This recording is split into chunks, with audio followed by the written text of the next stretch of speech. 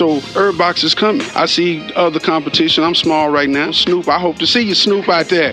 I see you got your box, baby. Man, I'm coming for you, though, Uncle Snoop. Thanks to all of our sponsors, and this week we're highlighting Dairy Berry's Recording Studio.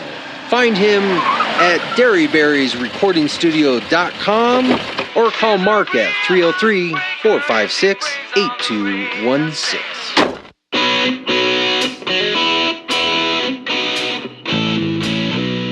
Yeah, well, you know what?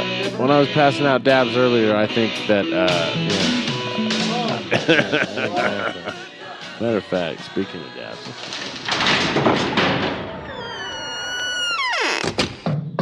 Open up, Colorado. It's 420. Time to grind and burn. This is not your son's stoner show.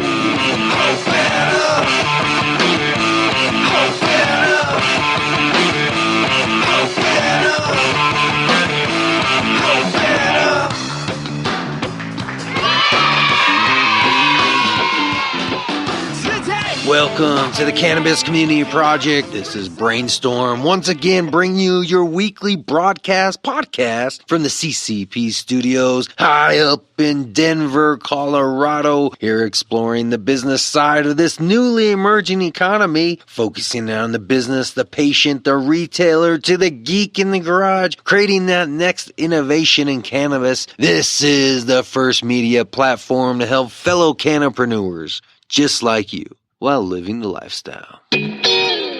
Oh, yeah. That's the way I like to start a show, nice and strong, and always from a good place. I feel good today. My throat's a little sore. I wonder if it's from our 420 weekend last weekend, partying hard. No. You guys saw the video. You heard the show. It was a great show. Next event that we have coming up, I would like you all to join me because these are some great events. Matter of fact, on May 5th, come out and join me. Listen to Young Fate. Come out as we listen to the best rapper in Colorado perform. No disrespect to Lee Ricks or any other performer I've ever talked to. Why don't we just make some weekly announcements? Something we haven't really done formally before, but I have a few things to announce this week. So let's just make this the announcement hour. So here we go. June 19th, we got the Expo, the U.S. Cannabis Expo in Colorado Springs. June 19th, FYI, that's also my birthday. So if anybody sees me, please feel free to, give me a birthday gift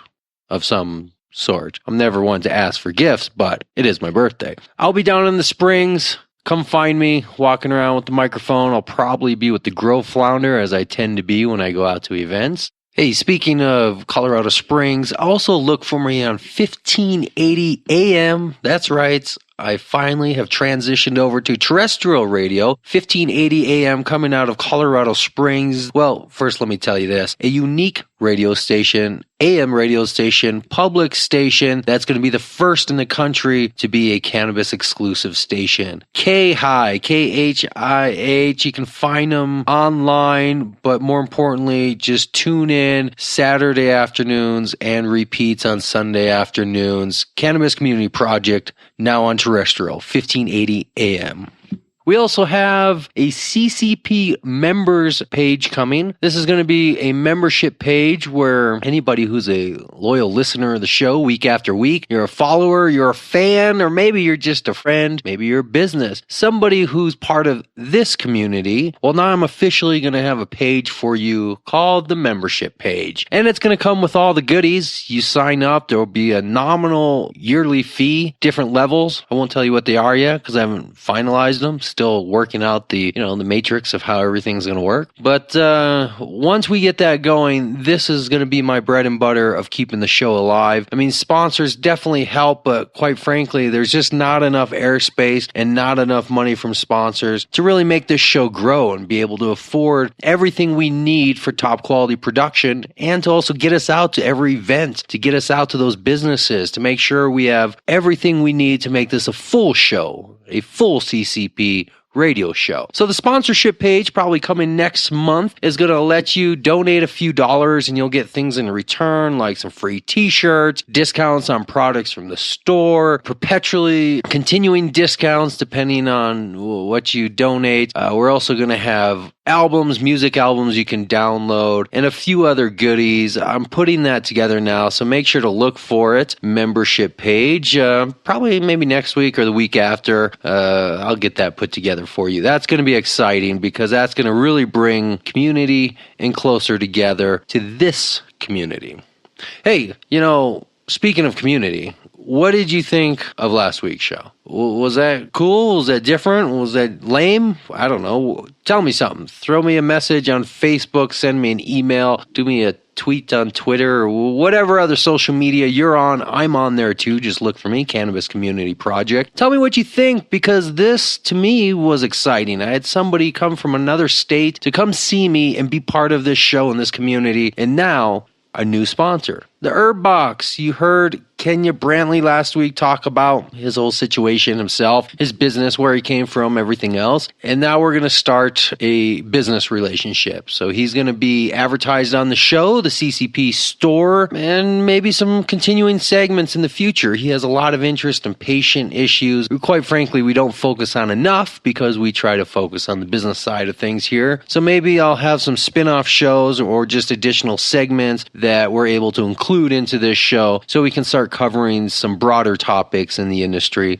like patient issues. As Mr. Brantley from the Herb Box pointed out last week, there's a lot of people out there just like him who are working their way through life with some barriers. But the cannabis industry is giving them a new path to life. So thank you. Thank you for being a sponsor, and thank you for being part of this community. It's so good to just meet with new people from all over the place. Just like this week, I sit down with David Bush from David Law. He's a hemp attorney. Well, so he's like a business attorney, but he's specializing on the hemp industry. And this is a unique perspective. I don't think we've ever specifically spoken to lawyers directly in a sit-down long form. We've had some indirect legal segments and a little interaction here and there. This will be the first time we actually have a dedicated individual who's knowledgeable about hemp, and he's very knowledgeable about commercial aspects and how this business and industry is going to grow. That's what we talked about. Mr. David Bush from David Law. He also has a nonprofit that he's going to talk about. You're going to want to listen to this full interview. There's so much stuff to hear, so much stuff to get out of it, and more than likely, we're going to have a reoccurring relationship with David. Why pass up the opportunity to have a lawyer close by that we can do monthly segments, legal segments, or maybe just hemp, depending on really the direction he wants to take it. We'll see. But until we get into all that, let's make sure we do, like always, our weekly short-term memory flashback, memory relapse. We're going to learn about last week's show. Do you remember last week's show? Even though I just talked about it, can you remember it? How much of a stoner are you? Well, unfortunately, even though we're focusing on business, the reality is this may not be your son's stoner show, but you're probably a stoner listening to it, which means maybe you've already forgotten what last week's show was about. So take a couple minutes, listen to it right now, then we'll get into this week's show. Such a great life coming. Son's born in 2 weeks.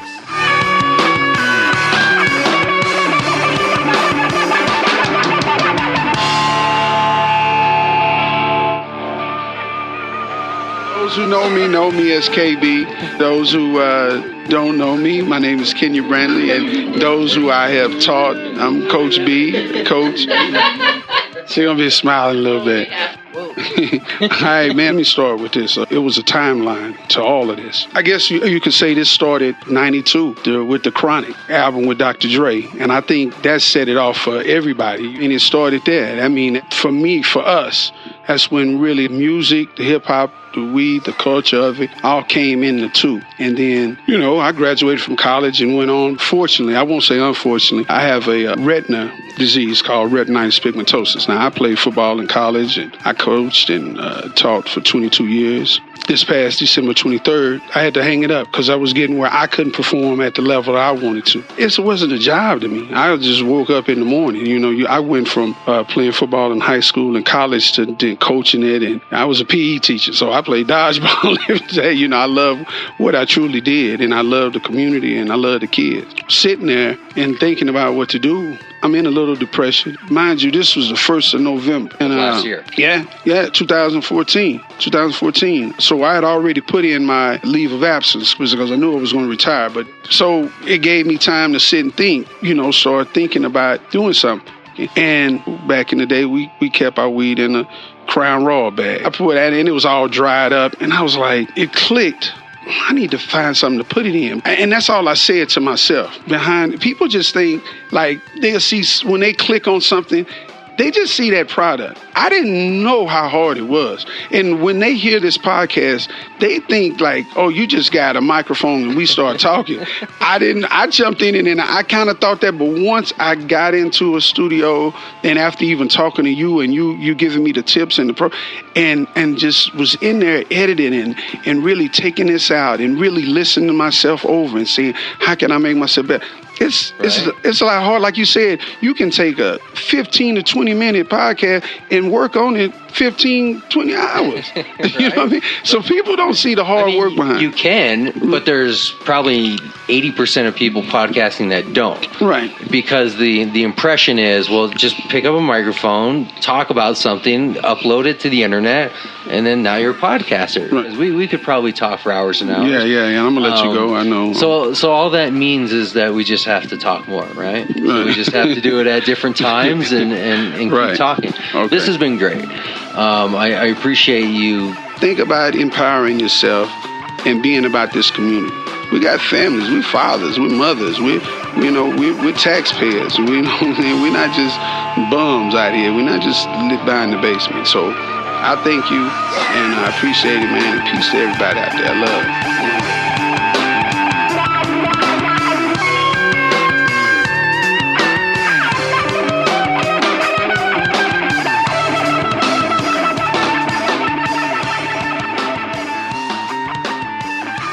Hey, you like the businesses you hear? Maybe you're a business just like that. Maybe you have a thought or an idea that would be perfect for this community. Contact me. I'll get you on the air. I want to discuss these issues. Everything in the news, from health, legal, food, music, growing, technology, business. We talk about it all here. Cannabis Community Project. Remember, I'm creating a store where right from the website, every business that you've heard about, every product that we've talked about, right from the website, as you're listening to my show, you're going to be able to view a page called Store where you will see every product and service that we've brought through the community.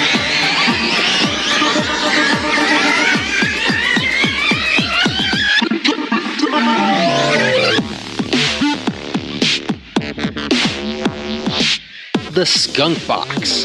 The Skunk Box is for any herb connoisseur. Why? Because it's the premier herbal humidor. Skunk Box increases the quality of your favorite herbs and saves you money by making them last longer. Store your favorite herbs for weeks without them drying out and losing their flavor and potent scent. Restore dried out herbs in just a few days and bring back the odor, flavor, and texture you love. Keep your herbs and accessories safe in the water-resistant, dust-proof, and odorless container, whether you're home or on the go. It's customizable, and here in Colorado, it's a locking container that is for when you are leaving centers or dispensaries with your product. You now no longer have to pay those few bucks for those cheap Ziploc bags that they're making you buy. Check them out on the Cannabis Community Project store, the Skunk Box.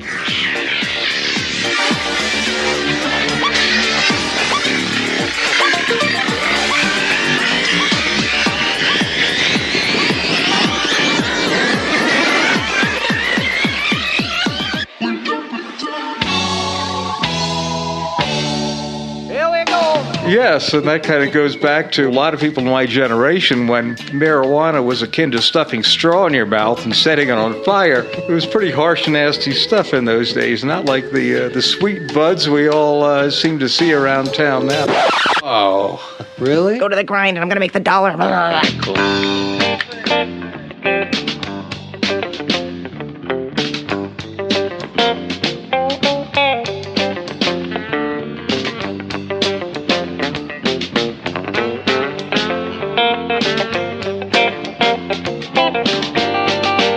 When it come to staying, I'll be leaving.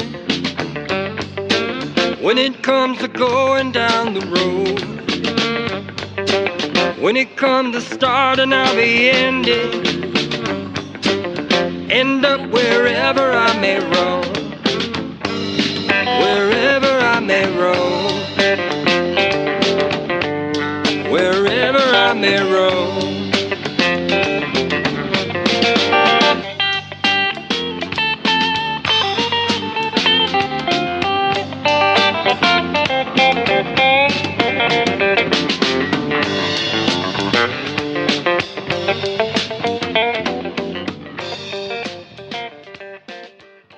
Yeah, hi. My name is David Bush. I'm an attorney, and I have a solo practice in Wheat Ridge, Colorado. Its formal name is David B. Bush, LLC, but I go by the trade name David Law.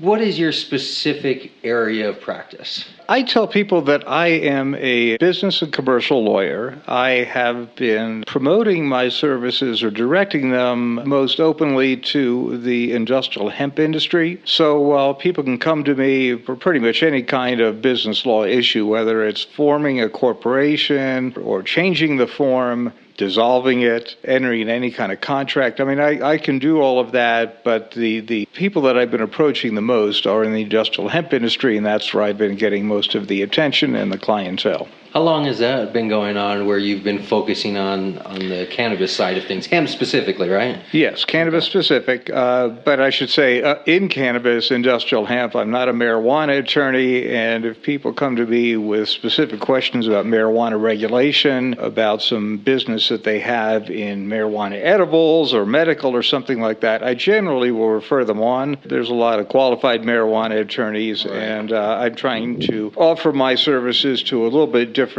clientele. And you asked me how long I've been doing that. My practice is actually very new. I just opened in January of this year, 2015. Oh, okay. I was an attorney for 15 years in a law firm downtown Denver. I had other legal lives before that, but that was the most recent 15 years at a firm downtown called Marcus and Green and Jarvis. And I just left them the end of December to form this practice. Okay. It was similar type of law, business, commercial type law? Actually, no. My background for 15 years was in litigation. I was always a civil attorney. And that's kind of an interesting difference, is that a lot of the marijuana attorneys typically come from a criminal law background. They start out defending DUIs and people with drug possessions, and then when things started to change with marijuana in Colorado, they started getting more into marijuana business. So that was the transition you see a lot of other attorneys made from criminal defense to business. My transition was I was always a civil attorney. I have not been a criminal attorney except for one very brief period in my career. I was in civil litigation. I was representing mostly contractors, subcontractors, developers. I was in an area we can call construction law, construction defects litigation. But then last year I really started getting interested in what was going on in the cannabis industry, and I started exploring that more and more and more. And next thing I knew, I was leaving my practice and starting my own in something a little bit different than what I have been doing. So you're the wrong guy to get in an argument with. You like to litigate. I'm probably the wrong guy to get in an argument with, yes. I can be very stubborn. That's one thing that litigators are taught to do. It's in our genes, is we are stubborn. So were you getting close to a standard retirement there and started looking for another career, or did something happen that made you go, I think I'm going to change, not careers, but fields of interest here? I just became very excited about what was going on in the cannabis industry in Colorado, and I realized that industrial hemp has a very bright future and that nobody seemed to know about it. I started looking around for people who were practitioners in hemp law, and I found that there weren't any. And when I realized that, I thought, okay, well, this is a chance, perhaps a little bit later in my career than most people would be comfortable with, but I decided I'm going to try something really different. So that was it. I acquired a new interest, I got a new passion, and now I'm pursuing that. Already an entrepreneur, a risk taker. at any age, right? So you made a distinction, which I think we should point out because I think it's an important one. You're not a marijuana lawyer in the sense where if somebody gets arrested for doing something legal or illegal, you're not that type of lawyer. You're specifically focusing on the industrial growing and cultivation of hemp. That's right. How would you explain to somebody specifically where that fine line is, those two? Sure. The easiest way to think about it, it's kind of funny when I say this, but think of cannabis as a dog. Okay. Okay, and I don't mean in any kind of sense of insulting anyone. But dogs... Man's best friend? Well, yes. It's funny, you could say that too. Man's best friend.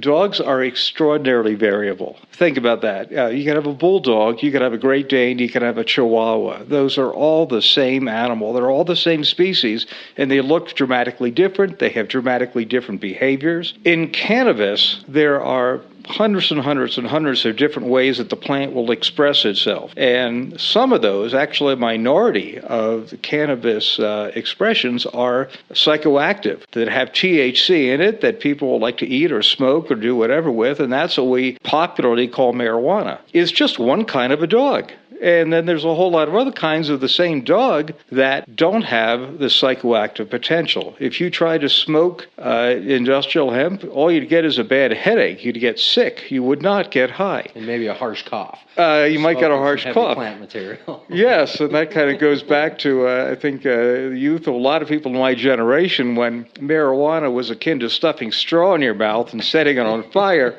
It was pretty harsh, nasty stuff in those days, not like the sweet buds we all seem to see around town now. But anyway, so getting to what industrial hemp is, it's cannabis. It is no different as a species from marijuana, and you could freely cross marijuana and hemp. You'd still get a cannabis plant, and it might have THC in it. It might have a lot. It may have little. So in industrial hemp, the interest is in every other use for the plant other than the part of it that has THC and people can get high from. There's food products. There's fuel. There's building materials. There's fabric that you can make clothing with. There's all kinds of uses. Biofuels is another one. Almost an endless list. Well, it is, and you can get on sites on the internet now and find people quoting something like 25,000 different ways that you can make things out of hemp. How you add up to 25,000, I don't know, but I see that all the time. So that there is a very impressive array of products. There's even plastics that can be made from the lignins in the plant. The uses are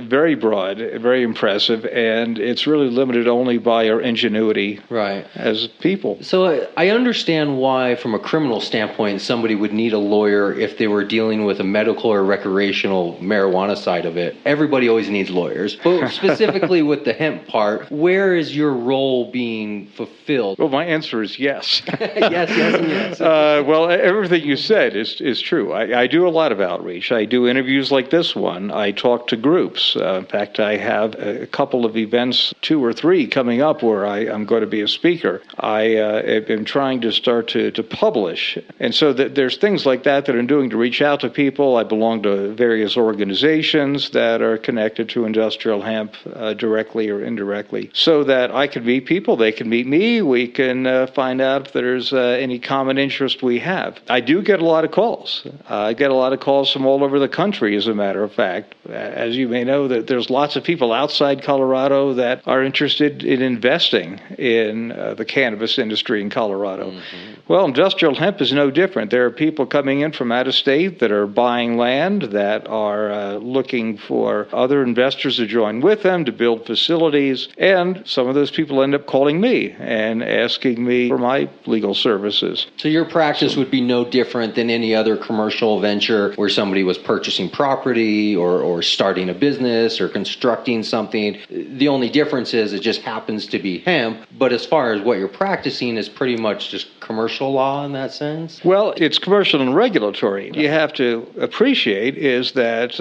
all cannabis is heavily regulated, whether you want to call it marijuana or industrial hemp. There are regulatory regimes that exist in Colorado, and we operate in this very strange netherworld with the federal government as to what is permitted and not permitted. So in addition to the ordinary business concerns that people may have about how do I write good contracts, how do I organize my business, business entity, what am I going to do about taxes? I mean, there's all those things everybody in every business will have. The difference here is that we have a very unique regulatory regime as well. And so that's part of my practice, is to advise people on how to comply with the regulations and how the regulations may be changing, what they may look like in the future. Your practice started just this year. Did your knowledge and education also start this year, or are you coming from a previous background of, I guess, understanding about this industry and the regulations? Well, I really started getting, I should say, actively studying cannabis last year. And so there were several months in 2014 when my interest was really starting to accelerate, and I started joining organizations, meeting people. I gave one legal talk actually last fall. And all that sort of culminated me deciding to go out and form my own practice this year. And you know what I'd like to tell people too is we're all startups. I'm a startup, and most people who come to me have either no business yet, they're just starting it, or they have a very small business and they're trying to expand it. And so we really have a kind of a bond there, a common experience in that we are all very new to this, and we're all still learning, and we're all still trying to figure out how we're going to make a living out of this exciting new industry and perhaps be very successful in it. Well, we share that background. I mean, I'm a startup in this sense of what I'm doing here with this business. It's just over a year old. 90% of everybody I talk to are startups or in business, kind of business. They have either a product or they have a service that they're kind of getting going. So I think I'm probably seeing a lot of the same things you're seeing, where people are just wanting to do something, maybe not really sure what to do. They're not really coming from business backgrounds, but they want to do something in the industry. So they just start doing something. And then I guess in the nature of networking and everything else, you start bumping into people and they say, hey, here's a lawyer over here that can help you set your business up. And they call you. And I will say too, personally, it makes it a lot more fun that we are all new, we're all startups, we're all learning, because people from all walks of life are coming into the cannabis industry. I just cannot tell you how many people I meet who used to be musicians or used to be in some kind of computer field.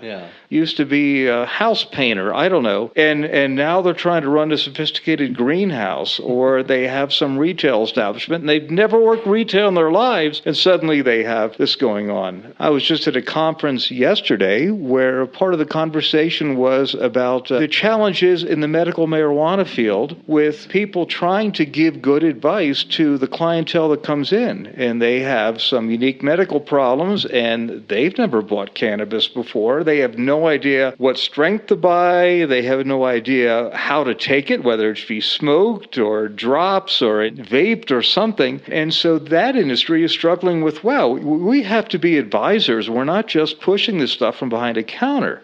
And everyone is coming from a different place to point zero to learn how to do that and to do it well. And I find that in my own practice. I think we all have that capacity then to really kind of push the envelope of this industry without a lot of shame and inhibition. We can all admit, I've never done this before. Well, you've been doing this for a while. I mean, in general, you're I've been a lawyer for nearly 25 years. Yeah, so I assume you didn't just take this change without some serious consideration. I mean, you're thinking about the future and retirement and, the risk and reward and everything else. Well, what is it that made you actually take that step, not being, coming out of high school or fresh out of college? Was there something there that kind of motivated you, or? I think it's just one of those experiences where you do something long enough, you can get kind of tired of it, and you might want to do something different. And I think that's really what happened with me, is that for 15 years, nonstop, I was a construction attorney. I'd been in various aspects of business law and commercial litigation, really almost my entire career. And then it started narrowing down very much to the one thing that I was doing, and I just didn't want to be a one-trick pony anymore. I had done it. I'd been there, and I was ready to try something different. And I think I'm at a stage in my life where I can take this kind of risk, and I'll be okay. Yeah. I'll be okay. I have enough confidence in my ability, my legal skills, that I can try this and I can make it work. And you had some stability in place, right? I assume you weren't, shoestringing budget. I mean, you had some stability there to allow you to make that transition. Well, what helps is I am sitting with you in a building that I own. Yeah. My wife has a profession, and we own a building in which she practices her own profession. She's a veterinarian. We're sitting in Lakeside Animal Hospital on the second floor of that building, which is now my law firm. So, we have that source of stability, that I'm not the sole breadwinner of the family. And I certainly have been at other points of time in our relationship. Right now, I'm just trying to do something different. And I think it's safe to say that I'm not so worried because we have some stability, and so I can take this risk. And I do see that a lot of people I'm dealing with are a little bit more on the edge. Right. And I have to be careful about that with them and appreciate their circumstances. Right. That's what I always tell people, too, is have your part-time job or keep your day job? Well, I mean, it doesn't have to be necessarily a full-time day job, but keep something. I mean, the lady I talked to last week was doing Uber driving.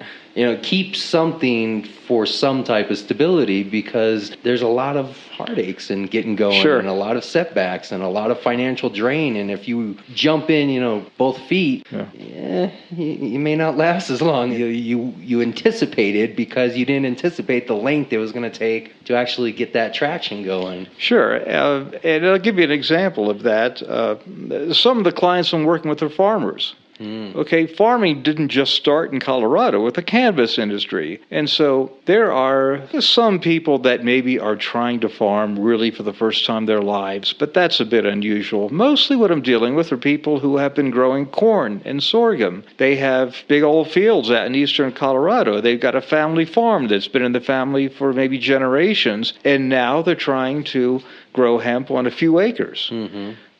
So it's not like they're rolling the whole set of dice on this one industry. Right. They are trying to see if they can rotate it in with their existing crops. They're trying to see if maybe they can make a little more per acre with this crop. So you see some interesting developments out there. There are people who are just leasing acreage, just a small amount of acreage here and there. So that's another way people control risk, is they don't have to own the land. They can just go to a farmer and say, hey, can I farm 5 of your 500 acres? And let me just rent that for a season and try out this cannabis stuff. And so that's happening. Like a retake on crop sharing, almost, kind of working somebody else's land and absolutely taking a percentage of it type deal. Yeah, that's where you'd use a good lawyer like me, because there's no end to the kind of business relationships you can form. There's no end to the kind of contracts that imaginative people can come up with to try to allocate the risk and control the risk and come up with a plan where everyone can come out ahead. Yeah. So that's where I try to offer my services, is let's think creatively about this. You don't want to stake your entire life on something that could go belly up next week. Let's see if we can find an intelligent way for you to try this and see if it'll work and succeed. Do you think since 2012, hemp has really been taken advantage of as it could be, as the medical and recreational part has been floyded? From what I see, kind of stepping back, it doesn't look like people are really taking a hold of this hemp. And I'm not sure what the barrier is, or is there something in regulation that's preventing people from really jumping in? Like, dispensaries pop up, 2,500 some around the state. Where's the hemp side of this going, or what's slowing it down, assuming you take that same outlook? No, I do, and your observation is dead on. Here's how I would compare it. Marijuana. There was always a great industry. There was always a great market. The only point about it was that it was illegal. It was all criminal activity. So when marijuana became legal in Colorado, no one had to go out and create markets. They existed in spades. There was tons of plant material. There was lots of seed. There was everything in place.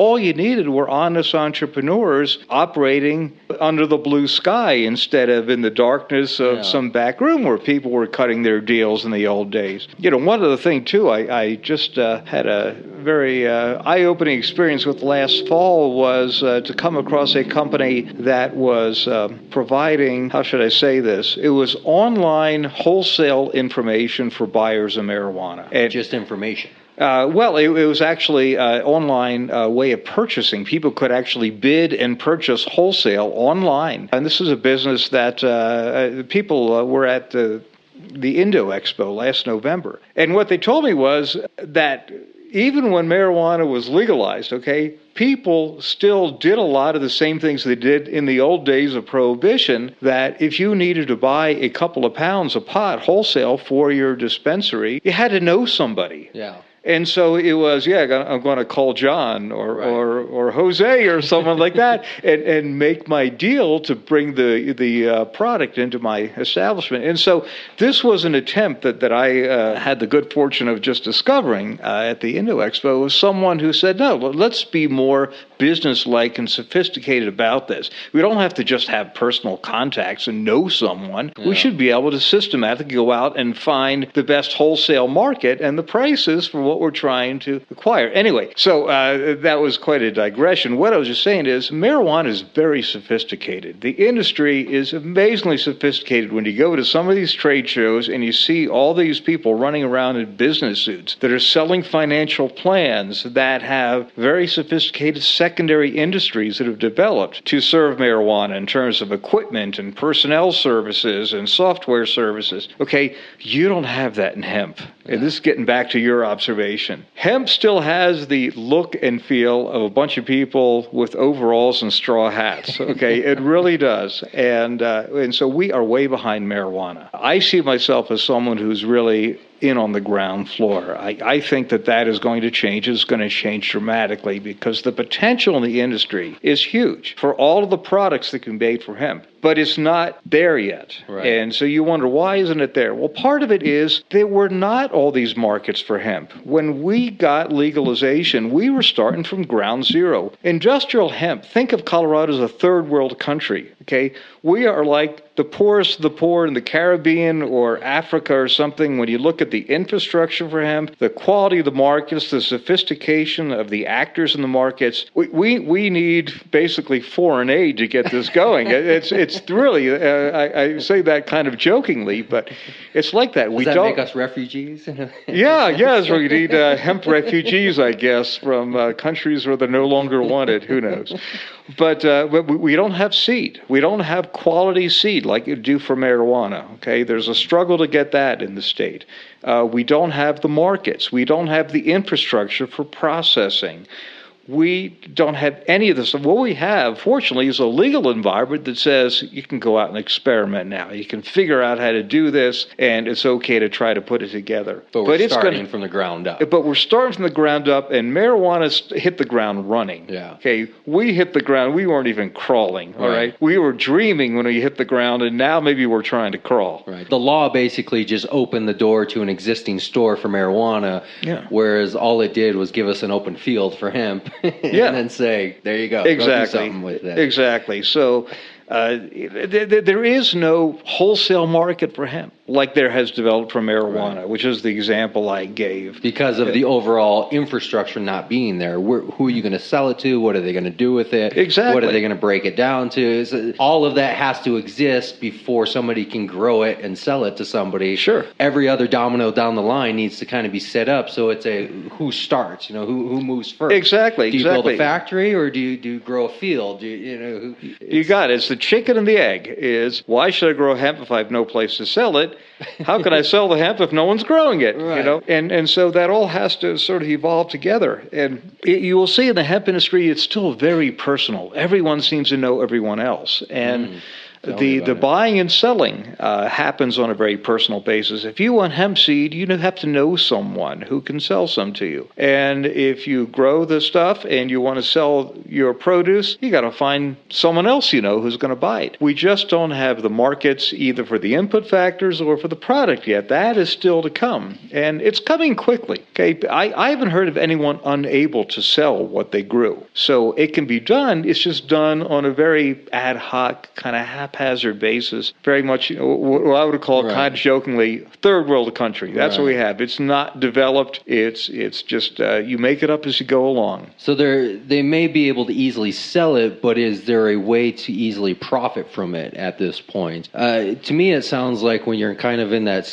stagnant, like who moves first, it sounds like big money's needed. Well, there are intensely profitable things one can do with hemp. And the number one thing is if you have good seed. Hemp seed has been astoundingly expensive, $10 for a seed.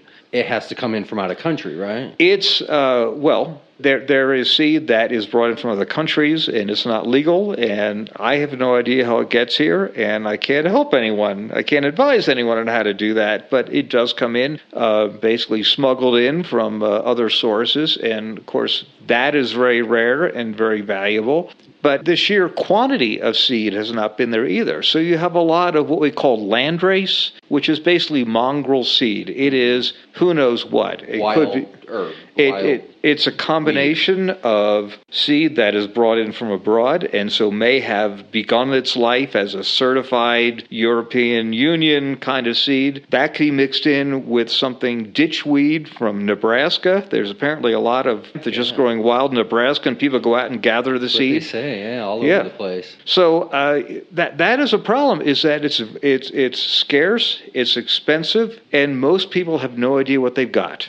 Quality control. Quality control is a big problem. Probably the same thing we saw with marijuana. When it has to be trucked in from out of the country, the quality is going to drop, and the control of everything is going to be out of control. Once you're allowed to control it, grow it where you live, and have control over it, then the quality goes up, and all of a sudden things start to change. I assume there's a correlation there also with hemp, that because the United States up until recently has not allowed it to be grown in the States, it's pretty much doing the same thing as any other drug. Here's something I think that marijuana and hemp have a lot in common, and that is there are no intellectual property rights recognized in America for cannabis. Even this, internet rumor that always floats around, how the government owns patents to various cannabis this and cannabis that.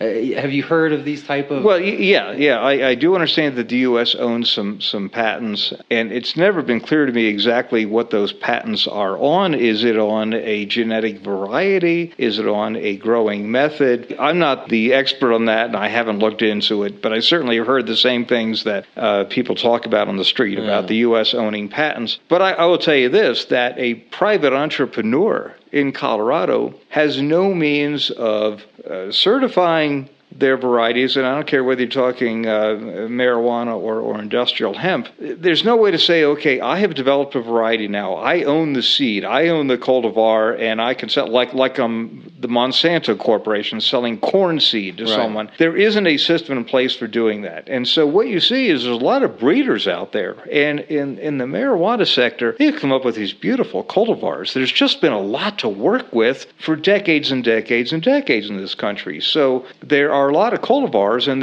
they seem to be very good in terms of the qualities that people breed marijuana for. But all these names people have, they just make them up. I have Hindu Kush Red.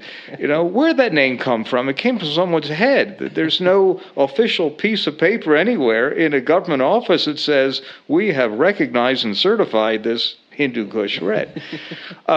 The only difference is, again, marijuana, there's been much more time, much more experience to really develop good cultivars, even if there is no formal way of owning the particular variety and having control over that intellectual property. In hemp, not only don't you have the property rights, we are still struggling to get cultivars. No one knows what a good Colorado hemp cultivar should look like.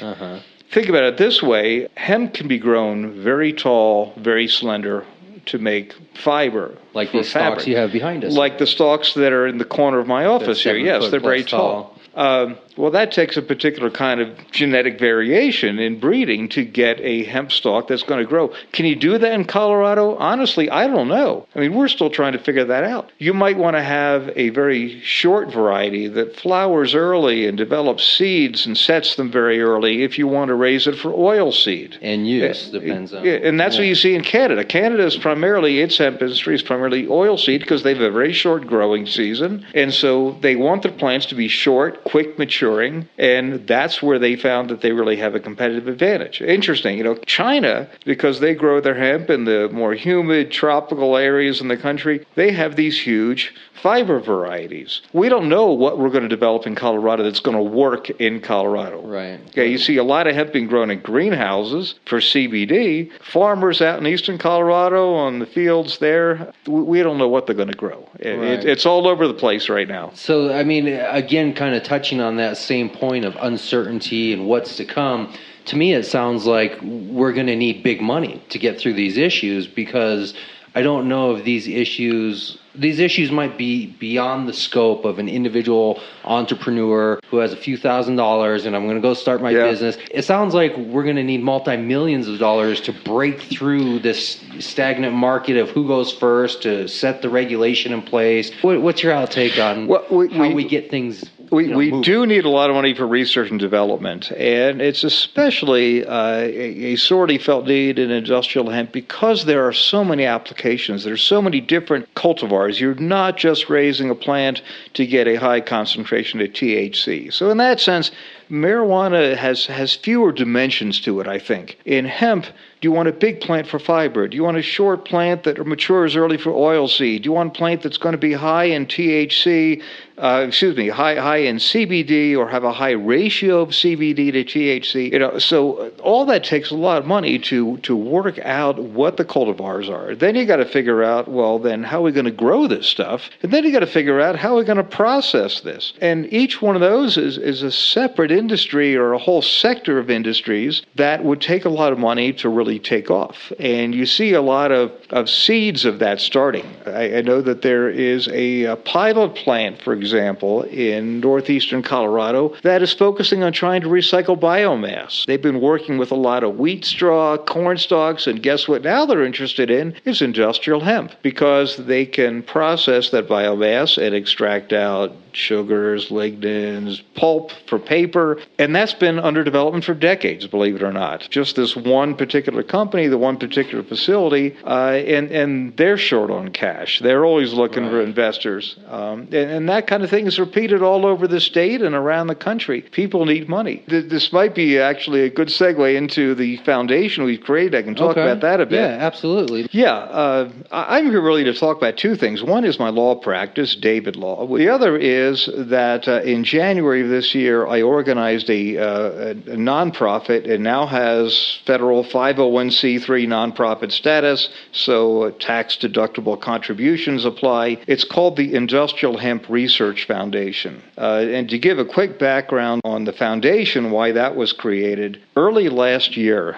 there was federal legislation which was really very landmark in what it did. It was part of the Farm Bill, a provision that authorized for the first time since really the 1930s that industrial hemp could be cultivated only by a very specific part of our economy and population. But it authorized the cultivation of industrial hemp for research and development. And it specifically authorized state departments of agriculture, where hemp was already legal under the state law, and state institutions of higher education. And so now you are starting to see in various states around the country, in North Dakota, in Kentucky in particular, that there is activity going on at the state level to have the universities conduct industrial hemp research. As part of a curriculum, you could get a degree in hemp or... Well, I know that there are courses that are being taught here and there. In fact, there was one that I think it was University of Denver offered one on hemp, and it quickly sold out or registered up. But no, what I'm talking about is actually original research. So this isn't to create degree programs. I mean, that can come too. Right. But this is for people to conduct original research on cultivars, on perhaps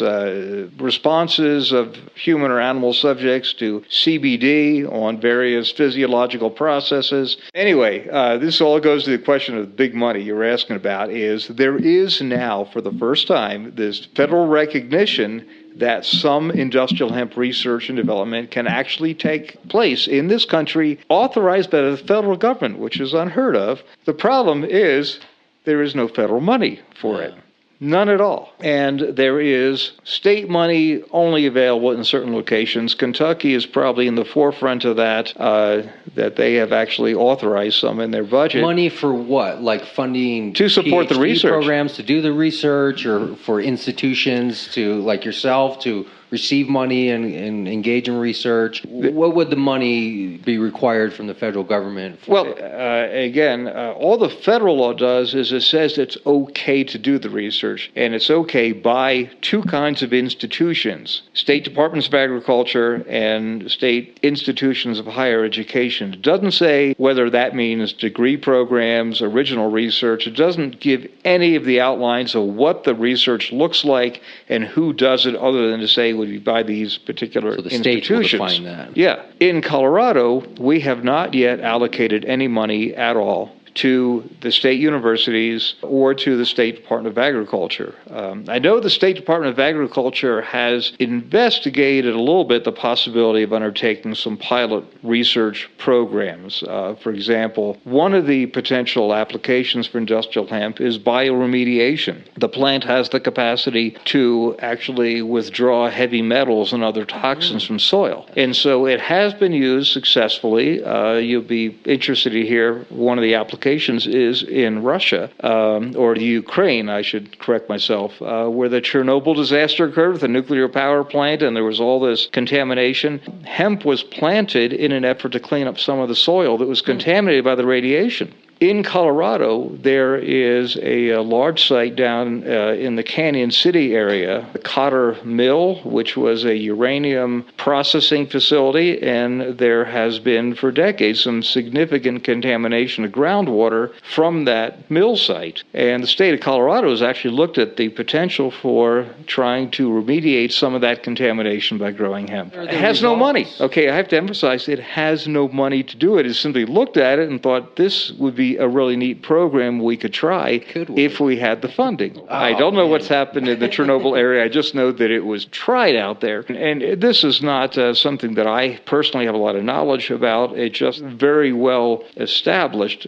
that cannabis in general has the capacity to absorb toxins from the soil, which, by the way, is somewhat of a concern for any kind of consumptive use of cannabis, whether you're talking about smoking marijuana, taking any of the medical marijuana products, or eating any industrial hemp products. You have to know where the plant came from and whether it absorbed any toxins that got concentrated in the products you're now putting in your body. Yeah. So it is kind of a good side and a bad side, and that the plant can help clean up the environment. The bad side is it gets sucked up into the plant, and then what do you do with the plant? Okay, you may not want to eat it. You may want to weave a shirt out of it or something instead. At any rate, so that is the environment that we have authorization at the federal level for the first time to conduct research and development. No particular guidelines on who does it and whether it be a degree program, as you said, or original research by a tenured professor. But in any event, we organized a foundation called the Industrial Hemp Research Foundation in January of this year, and our mission is to raise private funds to support university research in Colorado. And that is what we're trying to do now, is to attract donors from the cannabis industry and any other industry that is interested in this subject to help us support research that could be done in the state. We could become a center in the country for research and development if we could just get our resources together to support it. So they would be donor supporters, not investors in any type of business. They'd be donors, and that's why we formed a nonprofit corporation to do this. I mean, there is opportunity for donors to invest in research and development. That's certainly going on now. You see a lot of grow houses around the state for both hemp and marijuana. There are people who are in for-profit businesses that are undertaking research. We are just simply trying to take advantage of the fact that this is federally authorized research that universities can do. And think of the intellectual firepower we have in our state universities here. I mean, there are people in engineering, in medicine, in physiology, in the College of Agriculture at CSU has people in economics and people in all kinds of technical fields that could be very interested in doing some of this research. We know some individuals who definitely are, and they are looking for funding, and we are going to try to provide some to them. Through a Kickstarter, Indiegogo, how are you going to go about raising these funds? Well, we're looking at a couple of different directions. One is, we actually have gotten a very attractive offer from a crowdfunding company to put together a crowdfunding platform. And unfortunately, that takes money too. It takes money to make money. I mean, that's a fact of life, whether you're talking profit or nonprofit. So we have gotten a very attractive offer. And now we are trying to get together the seed money so that we can take advantage of that attractive offer. Yeah. And so that would be a crowdfunding platform. And so that would be part of our mass appeal nationwide, maybe even North America wide, I don't know, where people could get on our webpage. We do have a website. It's called the IHR Foundation. This is where they can go to get information and donate? Yes. THEIHRFoundation.com. That's our website. Yes, and you can donate now on that website, and it provides information about the foundation and about the programs that we're trying to support right now. We have a couple of researchers, one at the University of Colorado in Boulder, one at CSU Fort Collins, that are interested in getting started on hemp-related research. They just needed the money, and that's what we're aiming to do. So that's one thing we're trying to do is crowdfunding. We also hope to approach businesses directly in Colorado and outside of Colorado, for that matter. So that is going to be part of our campaigning.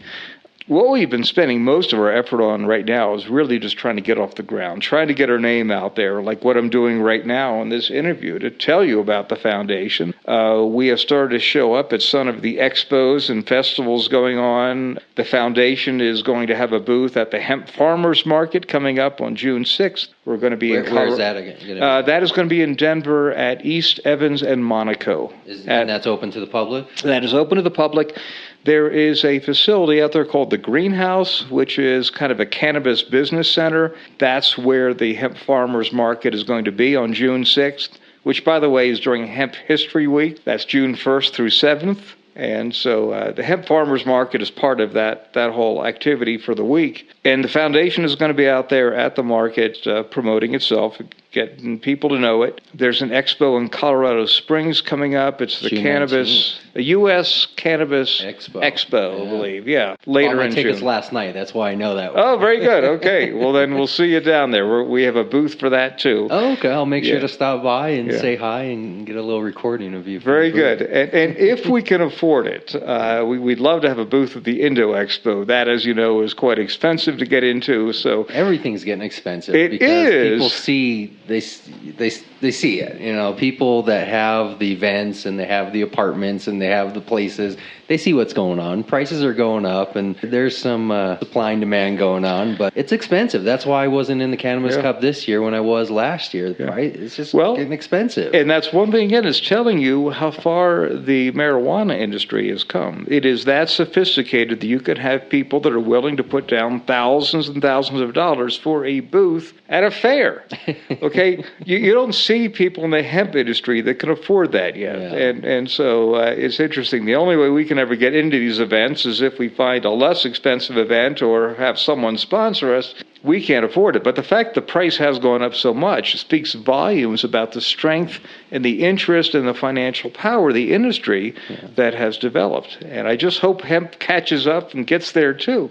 Well, all I hear you saying is that the hemp industry is going to be far bigger than the quote-unquote marijuana recreational medical side, because as you pointed out, there's only a few end uses for that side. But from the hemp side, it could be thousands and thousands of end uses, which means ultimately the market's going to be far bigger than anything we've seen from a recreational or medical standpoint. Well, let me tell you something about that. Hemp is big. It's just not big in this country. Okay, the United States is about the only industrialized country in the world that is still so backward that it outlaws hemp on the federal level. Any personal thoughts on that? I mean, we all It's have seen the outrageous. internet. I mean, we've all heard the internet stories, back in the day, the paper competitions and the drug laws. Any personal thoughts on why even today hemp?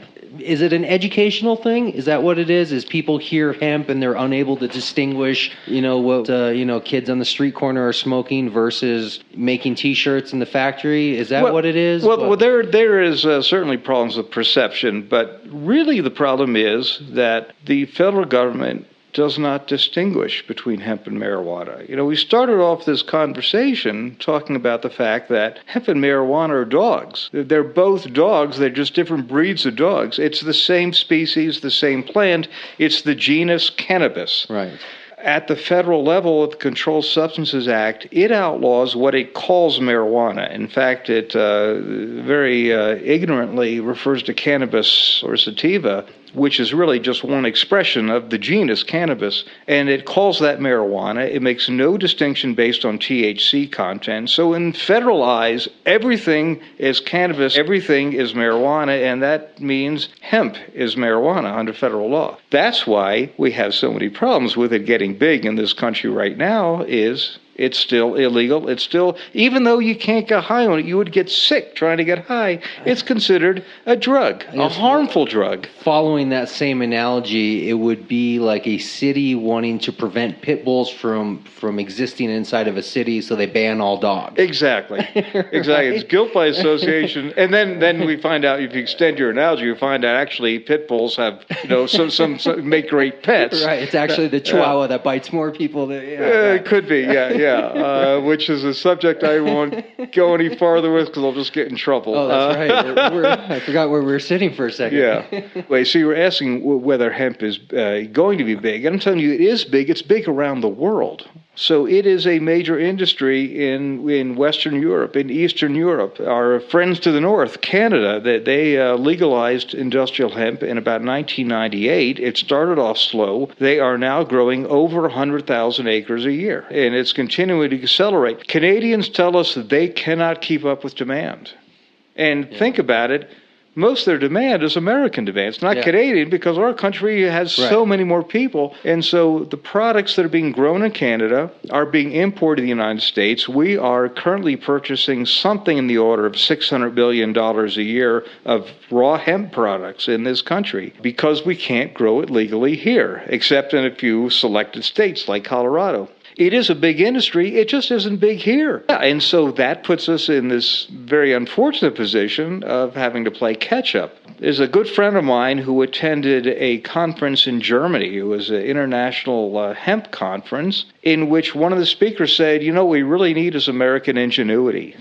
And it's true. It's true. With the creative talent we have in this country, we could do so much with this crop and all the products that can be made from it. And because we have these laws that consider a plant that has thousands of applications as a harmful drug, we can't. And then we go and buy the stuff from other countries so that we can have snack foods made out of hemp and shirts and socks. It's silly. Why can't we grow it here? I buy hemp seed from Costco every few weeks. You can. And, there's money going to somewhere else. But yet they can sell the end product, but they can't grow and manufacture it, so it's money just going somewhere else. Yeah, exactly. It's perfectly legal to squeeze oil out of hemp seeds, and you can ship it anywhere you want. That is legal. The irony is you can't grow the plant that makes the seeds you can squeeze the oil from. Now, where's the sense in that, people? Well, there is no sense, and sometimes when there is no sense, maybe that's the intention, is that it's not supposed to make sense. It's just supposed to not be legal. You know, at the end of the day, there's just people who don't want it legal, regardless of the logic, regardless of the rationale, regardless of anything. It's just a black and white situation, and they have the control and power at this point. So, well, that's changing. That is changing. There are winds of change blowing, and we don't know when it's really going to result in the end of prohibition, but it's coming, and no one seems to doubt that anymore. I don't doubt it. Every time I talk to hemp people, not to lump you in as a hemp person, but they're always the most fanatical of people I talk to. By far, I went to the Hemp Awards last year up outside of Boulder and outside of Longmont and going down to Colorado Springs. And every time I meet a hemp activist or somebody specifically in the hemp industry, they are always the most passionate, the most knowledgeable, the most fanatical, the most everything by far. So I think those type of people are definitely going to lead the way and change the world. Yeah, and this is where I always talk to people about, let's be realistic, okay? Wheat might be a fantastic crop. It might not grow so on the Amazon basin. So if we're in the Amazon basin, we may have Brazilians all around us that are telling us how wonderful wheat is. That's not telling me it should be grown where they live. So there are people who are so excited about hemp, and they have reason to be, but we have to think carefully about what can we do? Yeah. What can we do where we are with what we've got? I don't know what kind of industry we're ever going to have in Colorado. I think we have enormous potential to be a research and development center for the country. I think that there's all kinds of opportunity for processing, for making some very interesting and wonderful products. I just don't know if we're going to be the state where it really is grown in great quantity outside of greenhouses. And I'm just saying it won't be. I just don't know. And the jury is still out on that. I can already see that we haven't even scraped the beginning of the iceberg in this subject. Because, as you've said, you're new to this, the industry's kind of new, everything's kind of new. So we could probably talk all week long about this, but I think a better thing to do, since we're already hitting an hour, is let's use this as an introduction and then just touch back base with you every few weeks or month or so. Sure. You can call my office at 303-422-0064. That's David Law. And my website is www.davidlawcolorado.com. Email address is the same as our website. It's just my last name, BUSH, at davidlawcolorado.com. And you can reach the Industrial Hemp Research Foundation at its website, which is www.theihrfoundation.com. And we also have a phone number for the foundation, which is 720-282-5806. And we're happy to talk to you. We're always looking for volunteers to help. And we're all in this together, folks, so let's make some change happen. Excellent. I appreciate it, David. Thank you very much for your time. Thank you. I appreciate it.